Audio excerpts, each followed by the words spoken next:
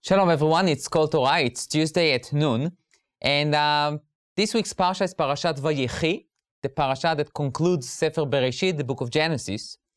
And it's an interesting thing to note that in this parasha, we are experiencing a departure of two biblical figures, Yaakov, Jacob, and also his son, Joseph.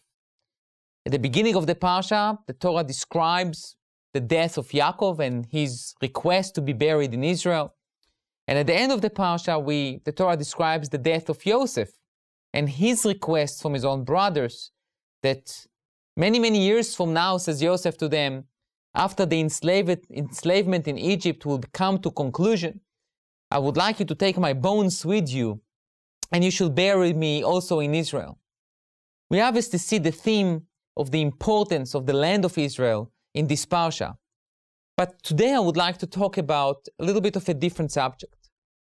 Something that I think can resonate with each one of us. When Yaakov realized that he is about to die, he called up his sons, all his children, and he says to them, my dear children, I would like to give you a blessing. It's not a general blessing, but rather an individual blessing. But what kind of an individual blessing? So the Torah said something very interesting. The Torah says that Yaakov blessed his children. Ish asher kebirkato berach otam. Meaning, each person, each individual, he gave a blessing according to his blessing. Now, what does that mean? He gave him a blessing based on the blessing that he has. What does that mean? So immediately we understand that he gave them a blessing based on their characteristics, based on their, I would say, strength and weaknesses. When you look at the blessings that Yaakov gave to his children, they are not necessarily blessing the way we describe them, like blessed are you and you should be blessed. Now, the blessings are more, I would say, an analysis of characteristics. For example, let's take Reuven, the firstborn. Yaakov says to him that he is a little bit impetuous. He's doing things without thinking too much. So where is the blessing? The blessing is that Yaakov is guiding Reuven and says to him, look, you have the powers. You can be a leader, but you are not a leader because you are impetuous, because you are too quick to decide, you are too quick to respond, you are too quick to act without thinking. That's not a good leader.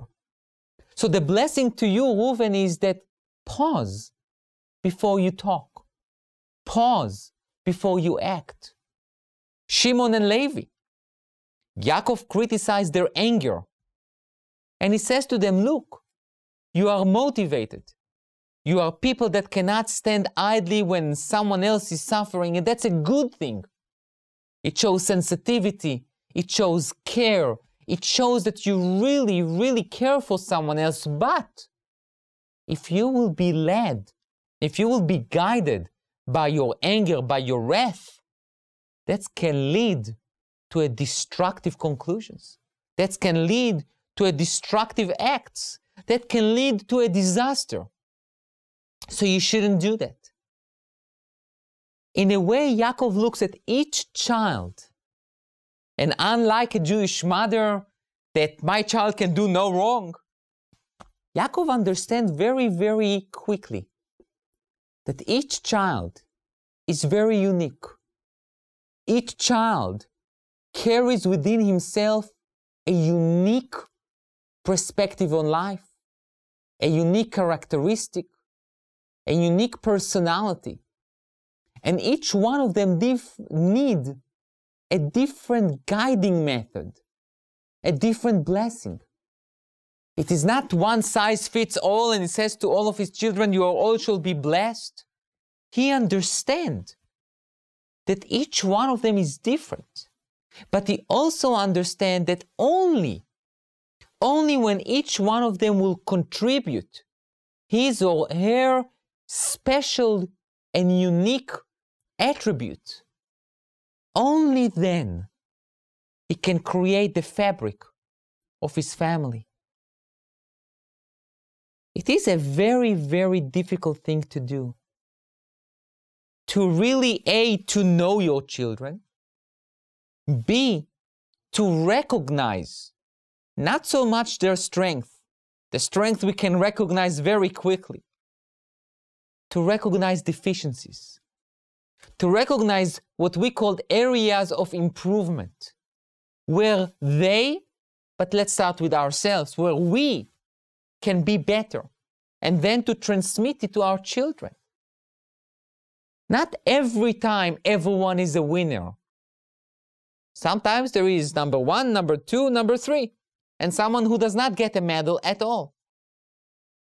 But it's okay, because if we recognize the deficiency, when we recognize the fault, when we recognize the problem, that's half of the solution.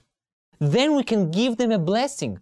We can give them an advice. We can give them a guiding method that will make them better people.